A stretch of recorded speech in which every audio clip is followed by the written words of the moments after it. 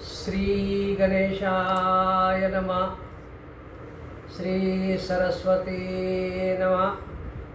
श्री हनुमंताय नमः. ओम नमो भगवते वासुदेवाय. नमः पार्वतीपती.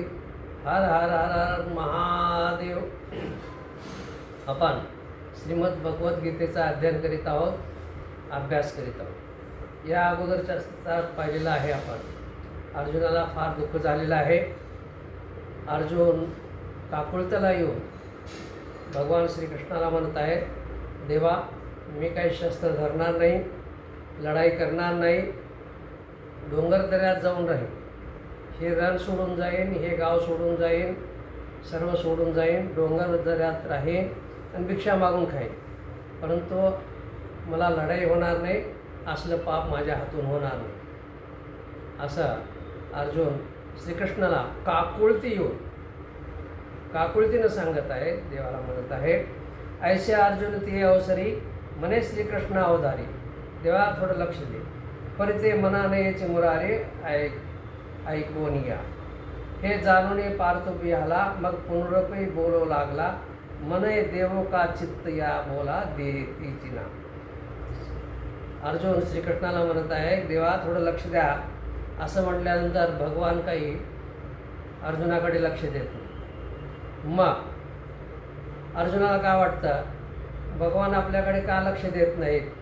माझं काही चुकलं आहे का? लक्ष का देत नाही?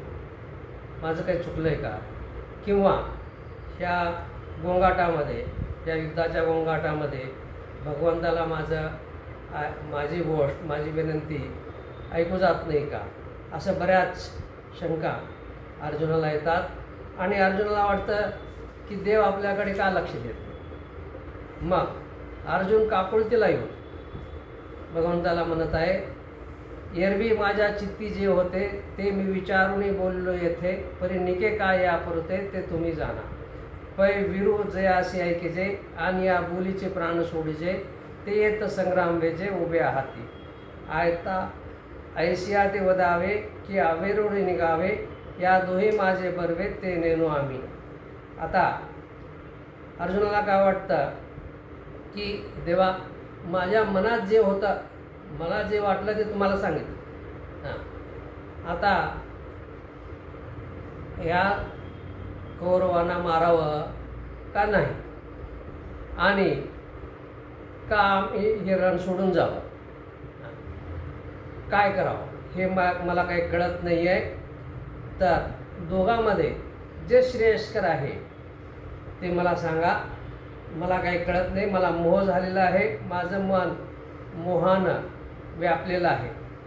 अशा प्रकारे आम्हा काय उचित ते पाहता न स्फुरे येतं. जे मोह येणे चित्त व्याकुळ माझे. इथं काय खरं, काय खोटं, काय चांगलं, काय वाईट हे मला कळत नाही, कारण माझं मन जे आहे मोहानं ग्रासलेलं आहे. मी काकुळतीला येऊन तुम्हाला विचारतो, आम्ही काय करावं ते तुम्ही सांगा. अर्जुन पुढे आणखीन काय म्हणतो, तिमिरा विरुद्ध जैसे दृष्टीचे तेज भ्रशे. मग पासची असताना दिसे वस्तू जात.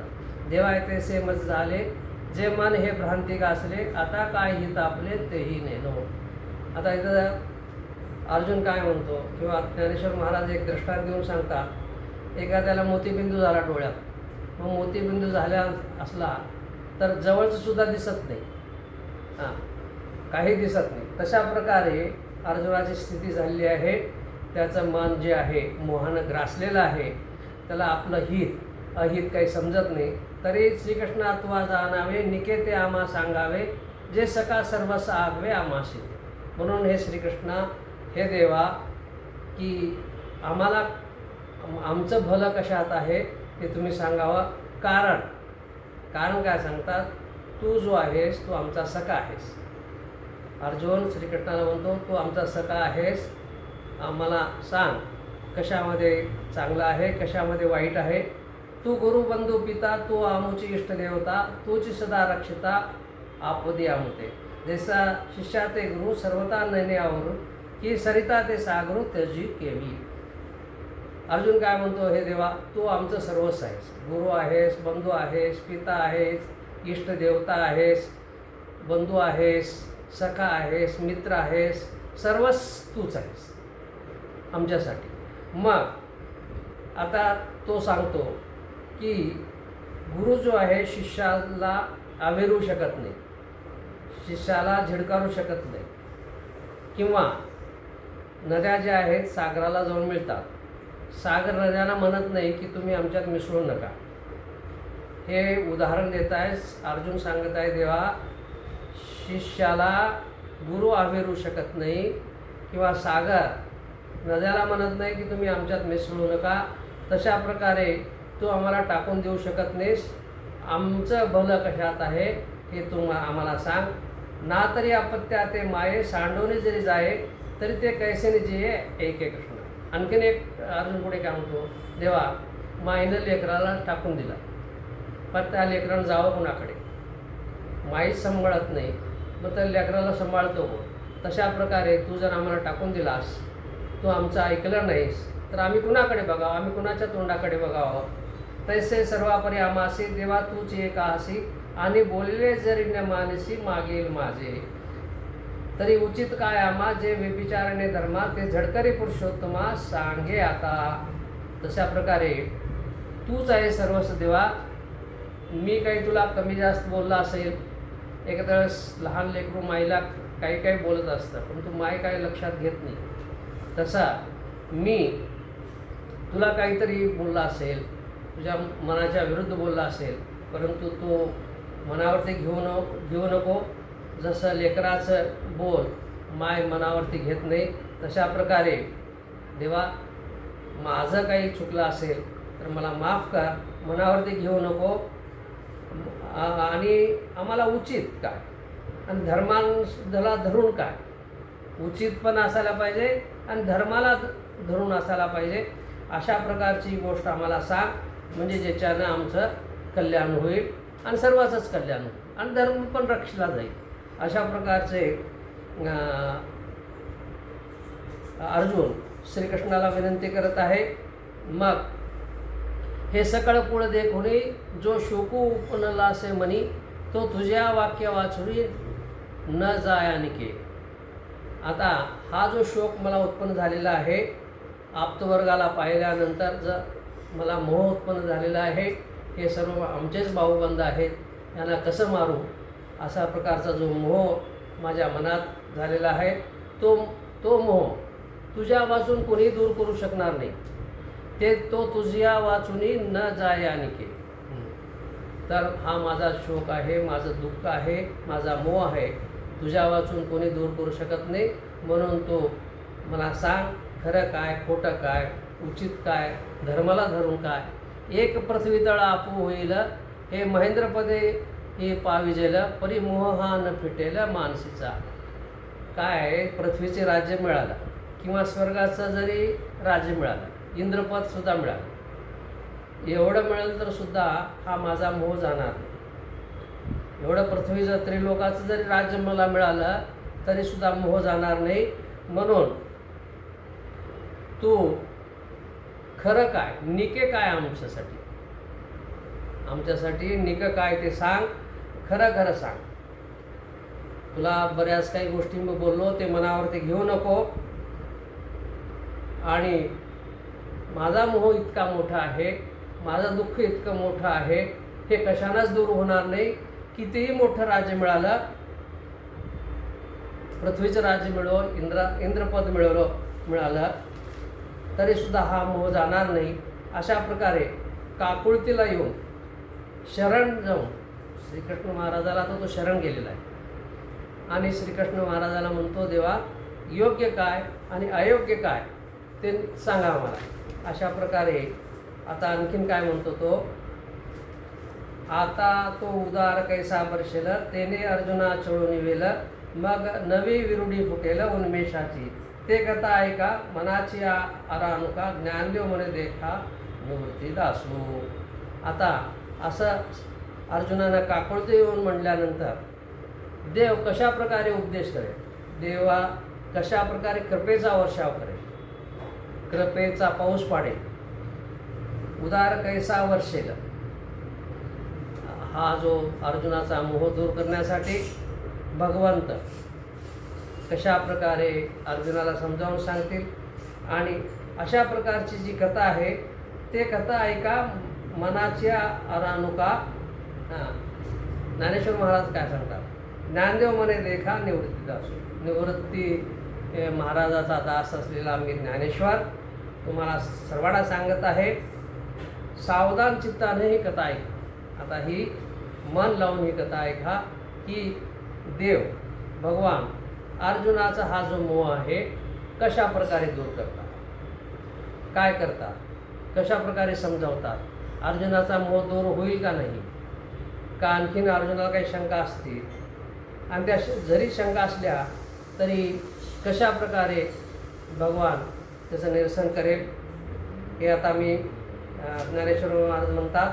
आता पुढे सावधान चित्तानं आपण सर्वांनी ऐकावं. इथं एक मला प्रसंग आठवतो रामायणातला. रामायणाचा प्रसंग सर्वांनाच आपल्याला माहीत आहे की रामचंद्र प्रभू, माता सीता आणि लक्ष्मण हे वनात गेलेले आहेत. नंतर भरत जे आहे मामाकडून वार्ता कळाल्यानंतर की दशरथ वार्ता कळाली की वार्ता ही होती की तुरंत म्हणजे लवकरात लवकर आपण अयोध्येला यावं. असं आल्यानंतर भरत अयोध्येला आलेले आहेत. इथं आल्यानंतर भरताला समजलेलं आहे की आपले पिता जे आहेत दशरथ राजा त्यांचा स्वर्गवास झालेला आहे आणि रामचंद्र प्रभू, लक्ष्मण आणि सीतामाता वनवासाला गेलेले आहेत. ही कथा मोठी आहे, ते सांगत नाही आहे. नंतर दशरथ महाराजाची अंत्यविधी वगैरे सर्व झाल्यानंतर 14-15 दिवसानंतर मग भरताने ठरवलं की आपण प्रभू रामचंद्राला वापस आणावं आणि त्यांना गादीवरती बसवावं. म्हणून भरत जे आहे आपले मंत्रीसुद्धा आणि तिघा आई कौशल्या, सुमित्रा आणि कैकेयी मातेला आणि गुरुना सर्वांना घेऊन तो येतो अरण्यामध्ये श्री रामचंद्र प्रभूंना वापस आणण्यास. तिथं जो संवाद आहे, सांगायचा माझा उद्देश तो आहे, तिथं संवाद आहे भरत आणि श्री रामचंद्र प्रभूचा. हा संवाद वाल्मिकी रामायणामध्ये विस्तारानं वाल्मिकी ऋषीनं वर्णन केलं. भरत आपली बाजू मांडतो, रामचंद्र प्रभू आपली बाजू मांडतात. इकडून भरताकडून पुष्कळ लोक आहेत की बाजू मांडण्यासाठी की रामचंद्र प्रभूने वापस यावं आणि गादीवरती बसावं. म्हणून रामचंद्र प्रभू भरताला समजवतात. तो मोठा संवाद आहे, ते सांगत नाही. मग शेवटी भरत रामचंद्र प्रभूला काकुळतीला येऊन म्हणतो, देवा हे बंधू, धर्माला जे अनुसरण असेल ते कर, मी तुला धर्मसंकटात टाकणार नाही.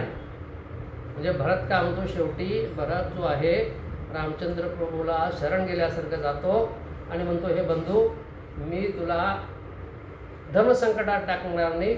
जे धर्माला उचित आहे तशा प्रकारे तू कर आणि तशा प्रकारे मला आज्ञा कर, मी ती पालन करतो.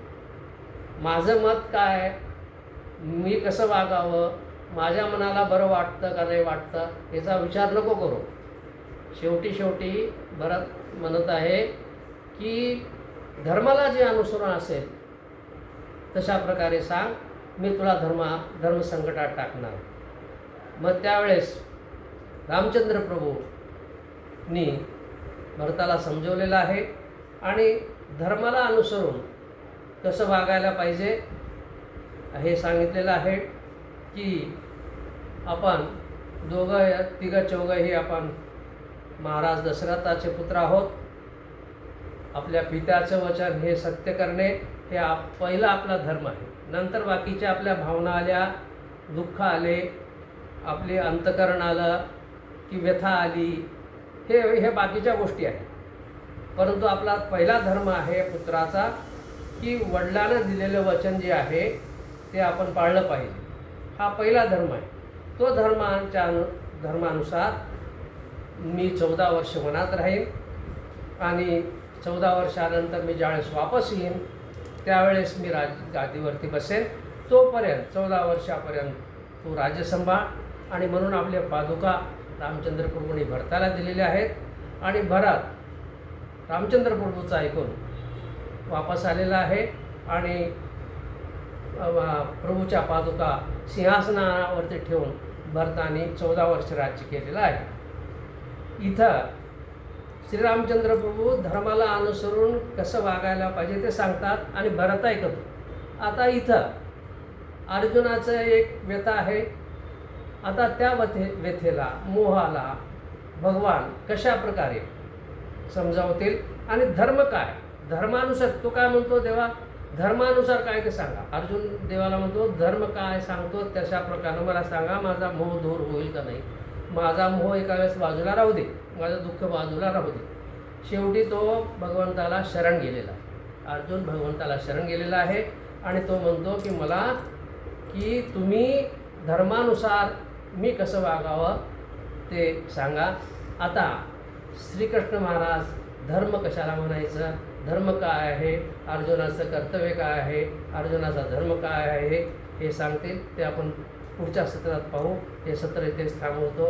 ओम नमः शिवाय. नमः पार्वतीपती हर हर महादेव. ओम शांती शांती शांती.